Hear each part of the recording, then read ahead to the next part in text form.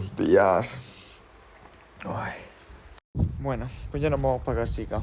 Me iba a quedar al gimnasio, pero al final me ha dado mucha pereza. Ha sido un día rarito. Yo esta tarde había quedado. Y por lo que sea, al final no, he quedado.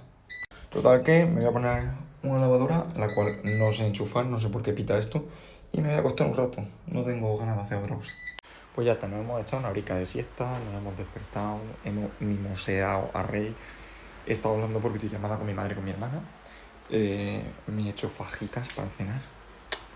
Y ahora me voy a dormir otra vez. Hoy ha sido un día perruno, totalmente. Buenas noches de su parte también. Fuck, que estaba ya acostado y se me ha olvidado que hoy es luna nueva. Vamos a poner la piedra. Se luce cuando me ve.